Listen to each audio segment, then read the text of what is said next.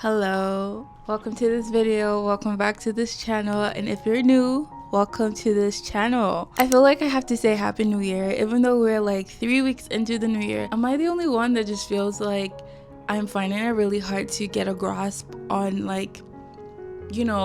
get really set in motion this year? It's always really tricky for me at the start of the year because we have the holidays. My birthday is like the second week in January. I'm not fully really into the new year until the last week in January, and it just feels like everyone just has their shit together and I do not.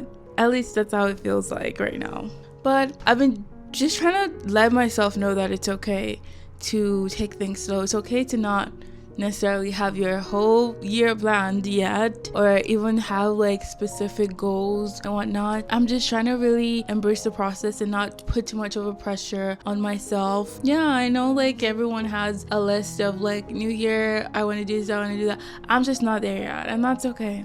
That's okay. Speaking of New Year's resolutions and stuff, it's on everybody's New Year's resolution to go analog or just be more offline this year. I preach about this a lot on my videos. Even one of my more recent videos, I was talking about the importance of journaling for self-expression. To me, journaling has just always been about getting to know myself better. I just feel like journaling is just an avenue to collect your goals, your thoughts, quotes that are inspiring you over the years. It's I don't know how to explain it. It's not your second brain. It literally is like documenting the journey of who you are becoming. There's this quote that I always fall back to, or I feel like it just describes the essence of journaling the best, and it's we write to taste life twice. Over the years, I have collected a lot of journals. I feel like a lot of things happen, but I always see something else than what the physical eye sees, and it's my way of processing that. These are all the journals that I have been collecting over the years, and I'm pretty sure there's a lot more. These are just the ones that I can find as of recent. But journaling for me has always been a thing of learning what's going on in here, and I think a lot of people are shy or they avoid journaling because they don't want to wrestle with their thoughts, and I do experience that resistance from time to time. When you realize if your thoughts are controlling you, it's because you're giving your thoughts that level of power. It makes you feel like you have autonomy over your life in a way. A lot of people are like, oh well, I don't like to like think about it too much and just go about life. But I really feel like if you're not taking authority over your thoughts are controlling you more than you like to realize, because your thoughts are really everything, and whether you want to admit it or not, they are running the show a lot of the times. I saw this statistic that I think the average number of thoughts a human being gets in a day is like 10,000, and only like 100 or so are your own personal thoughts. So imagine all the random thoughts that are just going into your subconscious. And not to get overly deep with you or whatever, but I do think it's very important to take catalog of the thoughts and the beliefs that you're subconsciously getting into your thoughts and getting into your personality, because it's your thoughts that shape your beliefs, and your beliefs shape your identity, who you are, who you choose to be in life. Yeah, I have a lot of thoughts on this, and we can make a whole video on just the power of your thoughts, but I don't say all that to make you scared about your thoughts. I say it because when you start taking inventory, when you start filtering, when you start choosing what you believe in and stuff like that, you actively are taking charge and taking some level of authority over your thoughts. A lot of the things that I journal about are like stuff that are happening to me, yes, but how I'm feeling and how I'm navigating, like why do I feel this way? It's very introspective, and you have to build that sort of level of relationship with yourself over time. It's not something I feel like you wake up one day and you're able to do. I have streamlined my journaling process so much in the last year that I want to share with you guys how I feel like a beginner can get into journaling without the fuss, because I can see how you can Google like how to journal. You see all this flood of information, junk journaling, bullet journaling, da da da. I feel like I have a pretty simple base for my thoughts and my process and everything, and I just want to share it with you guys in hopes that a beginner, someone who just decided to take up this activity, would not find it super overwhelming. If I can leave you feeling like you can do this at the end of this video, I feel like my job is done and I'll be so happy. I'm gonna quickly go over the supplies that I use, starting with pens. These are all Muji. For the longest time I was using this Muji 0.5 pen.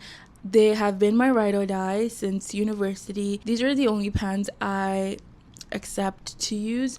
I don't think I own other pens. Like, you might find other pens in my apartment, but it's not because I bought it. I don't know, it just makes writing so fun for me and easy. There are different pen point sizes, like there's a 0.5, there's the 0.38, there's the 0.7. I recently picked this one up too because it's like the clickety thing, and I actually really like it. I just find myself doing this instead of biting my nails when I'm working because that eases my anxiety for some reason. But this is also Muji, and I got it in the blue color because I'm like, you know what, maybe we should switch up the colors a little bit, because I always write in black, and I'm like, maybe let's try something different. This is not much of a change, but this is navy blue. I'm like, this is a little different. We can take that. I'm also trying out this pen from Muji. I really like the clickety thing. I thought it would go well with my passport size journal setup because it's like small and I can just easily attach it. And also I just really like the color, that it's like a full color. I just liked how this looked, but this will probably always be my default. You don't need 10,000 pens, but I'm just sharing because pens do make or break the writing flow. Nothing is more annoying when your thoughts are flowing and you're stopping to like shake out the ink of the pen. I have 2 journaling setups. Yes, I do not recommend that though. The only reason why I do is because if you haven't watched it yet, I made myself a leather journal cover and I had some extra scrap leather and I really wanted to keep practicing it, so I made a passport sized version because I really enjoyed doing it. If I had to choose one though, I would pick this size over anything else, and we'll talk about that a little bit more as we go into it. But I made it so that they both serve different purposes. So I have this A5 size. First of all, I have this photo booth pictures that I took on my birthday. We're just gonna ignore that for now. You can see I have like a number of notebooks in here. I do not recommend starting with a ton of notebooks. I think start journaling or start a simple practice and then build up from there. But for me, because I wanted a way to catalog my thoughts and catalog the things that I'm writing down, I still have one main journal book that I work on. This is where I would do my morning pages, my junk journaling. I used to use a combination of these 2 before, but I decided to just completely switch over to this guy, and I kind of regret not getting a separate one for 2026. I finished my old morning pages notebook, so I needed to get a new one, and I got a new one towards the end of last year, so I never really finished this one. And I was contemplating whether I should just get a new journal or start over, but I decided to continue. I just marked the pages by putting like the 2026 thing, but I really wish I got a separate book, which I'm probably gonna do, but it's just a shame because I've already written so much. Not so much, but I've already written in this, but it's okay. This is more so my thoughts and what I'm working through and what I'm thinking about, what I'm working on mentally and just emotionally. This A5 whole setup is more so like a emotional, very thoughtful thinking, reflection sort of dump for me. That's what this is for.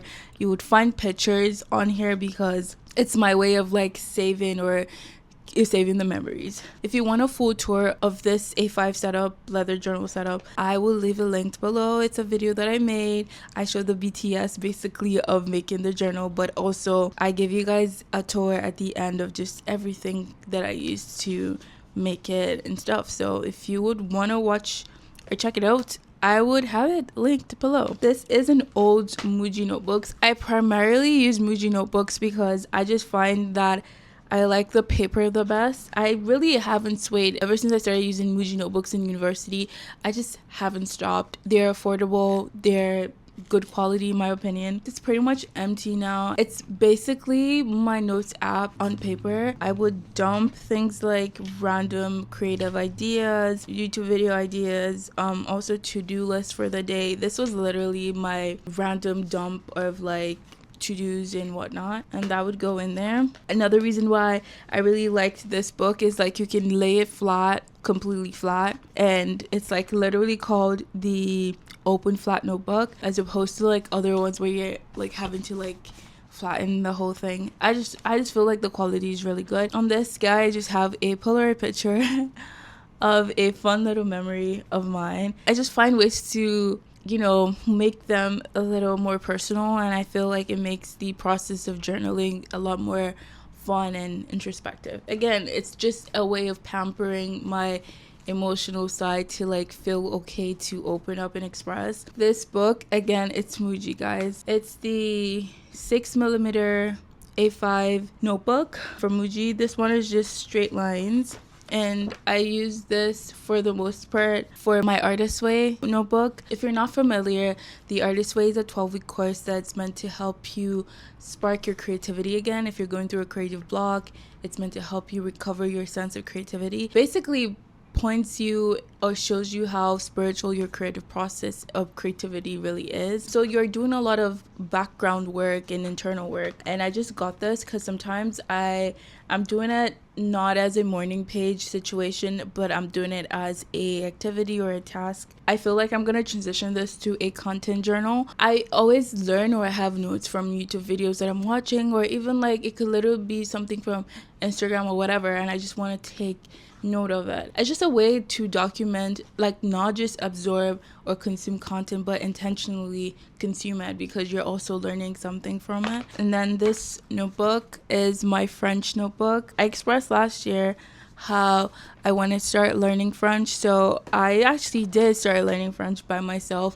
I eventually ordered the textbook. I had gotten it from the library, but I had to return it, and I just was at chapter 10 or so. So I ordered the textbook. I haven't fallen back into it this new year yet, but I'm hoping that once I stabilize my routine and all of that, it's something I'll pick up again, because I really did enjoy, and I really do enjoy just teaching myself stuff. I think one thing I'm realizing is how much of a student I like to be. I like to learn new things. I like to always be like, okay, pen, paper on my Zoom, and I really missed that part of school. But just because you're not in school doesn't mean you can't keep learning, in my opinion, anyway. So my French notebook, I keep a lot of phrases that I'm learning. I was using Duolingo at first. I still use it like to keep my streak, to be honest, but I would note down words that I don't know, I'm hearing for the first time, and just put the English meaning on the side. Yeah, this is just my learning notebook. That's just my setup for the A5. So you can see how it's a lot of like my thoughts, but also learning thoughts and stuff like that. This is like more self-discovery, more intentional work sort of situation. Moving on, we have the passport size. This one is a lot more simple, a lot more straightforward. This is like my daily companion, where I put like my to-do list for the day, my planner for the month, all of that. I only have 3 notebooks, so this would be technically what would come with me to a coffee shop to just like get work done. This is like my work journal cover. The first notebook in here again is a Muji notebook, but in the A6 size, and it's the open flat notebook again, but this one I really use as a planner. I'm trying out this new method for like my daily planning situation. I'm not really a fan of digitally doing that on my iPad anymore, so I have been drawing like the calendar. I'll leave the video that I got inspo for this from in the description below. Just drawing out the calendar for the month ahead of time. Also, like I would do like a weekly setup situation where I would dump all the things that I want to do in a week on paper. It's just very much a planning notebook, more daily planning and stuff like that. And then I would have my work to-do list on here as well. The second notebook I have in here is this little muji guy. It's the notebook plain in the A6 size. This one's for my recipes. I find that I'm always losing recipes or scrolling endlessly just to find the recipe that I liked, but I feel like if I can just have it in my notebook, especially because I'm really trying to prioritize the meals that I eat. I've always loved prioritizing that, but trying to be more intentional with that. I just want to store all of my go-to recipes in here. So far so good. A vinaigrette that I always refer to. I'm always making this vinaigrette. It's so good. I also have this single serve chocolate chip cookie that I tried like a few weeks back, and it makes so much sense. Instead of baking a whole batch of 12 cookies that only me cannot finish, like it just makes sense to make single serve, right? I also have my granola recipe in here. I always no matter how many times I make granola, I always forget my recipe. There's also something romantic about having written down recipes. This is the last book in my pocket size journal, and it's the pocket note from Muji as well. This one is basically blank pages, and this is basically my creative junk dump journal. So every creative project that I'm gonna be working on, if it's like a video that I'm editing, if it's something that I'm working on for other people, it's gonna go in here. And it was important for me to get a plain one because if I have to sketch up a scene or whatever, it's so easy to do that with a plain notebook. And yeah, I share all of that to just show you guys how I have personalized my own journaling system. If you really want to get multiple notebooks, just really think about the areas of your life that you want to focus on or you want to invest a lot of time in. For me, it's like learning French, my morning pages, and also like my artist way at the time. I wanted to be able to easily refer to something that I, did on my artist way workbook, and not have to go through pages and pages of like morning pages and like random late night journaling sessions and stuff like that. I just wanted to have a single and easy way to reference all the things that I'm working through. You don't have to make it as overly complicated. This is just something that works for me. This is just something that I have over time just noticed my patterns and seen what I reach for. I would always vote and say that simple is always better than complicated. A good place to start with journaling, I would say, is morning pages.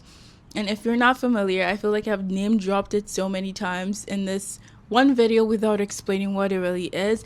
It was coined by Julia Cameron, which is the author of The Artist's Way, and it's just first thing in the morning, 3 pages of stream of consciousness, and you're just putting down whatever is on your mind. You're not filtering your thoughts, you're just putting it down. I really like this for beginning because you're not really thinking, oh, what am I feeling? What do I have to write? Do I write this or is it too much to say? You're not really scoping your thoughts, or you're not really putting a microscope on your thoughts and like, is this valid enough to write? And it's easy to just build the confidence of like just putting your thoughts down on paper, because it is scary to put your thoughts on paper because there's also a voice in your head that says like, what if someone sees this? But technically no one should be going through your journal, and if anyone's doing that, they're like crossing a boundary, and that's not cool. Okay, I would say though, it's not every day that I do 3 pages. Some days I only have the capacity and time for a 1 pager or a 2 pager, and to me, done is better than perfect. I can chit chat all day long about journals and everything, but I really do believe that keep it simple. Start with morning pages if you must. Another thing I'd also recommend, like if you're someone that struggles with being grateful or struggles with like even your faith and belief in God and whatnot, I would say another way you can journal is to, at the end of the day, just reflect on the day. How do you think God showed up for you that day? Or what are some of the good things that happened to you that day? And you actually take inventory of how you think God is reaching out to you throughout the day. It also trains you to be consciously looking for God in your day or looking for goodness in your day. But I'm mostly showing my setup so far in hopes that it inspires you to figure out what works for you. I know everyone's different and what works for me is not necessarily going to work for you, but I'm calling you and encouraging you to just experiment. Start with something simple that is easy to go every day. Is it morning pages you want to commit to for the next month and see how you feel? And then maybe you'd realize, maybe I like this style of journaling. Maybe I like bullet journaling, like point journaling. Before I leave though, I really want to say thank you to you guys. I feel like I have a lot of new faces here, and you don't go unnoticed to me. And also in a way to show you how much I am encouraging you to journal and reflect, I want to make 2 of you guys a pocket size leather journal cover so you can embrace and romanticize your journaling sessions a lot more. I single-handedly enjoyed making these, and so I want to just try and share with you guys and get some feedback. But basically, for the first 2 people to DM me, leave a comment and also DM me on Instagram. My Instagram is going to be linked below. Make sure you're also following me on Instagram. For the first 2 people that fit the criteria, which is basically you have to live in Canada or have a shipping address in Canada. Also, you follow me on Instagram and you also comment below. For the first 2 people to DM me, I would be replying you, and within a month I would be working towards sending you your own pocket size journal, leather journal cover. I'm so excited to make this. It's like a labor of love for you guys. And yeah, I hope whoever, and to the people that get it, you have and you truly enjoy it as much as I do enjoy mine. And I'll leave more details about, I don't want to call it a giveaway because maybe technically it is, but I don't know. But I'll leave more instructions or a detailed instruction thing in the description, so make sure to check it out. First 2 people, I would love you and leave you. Bye bye. See you in another video.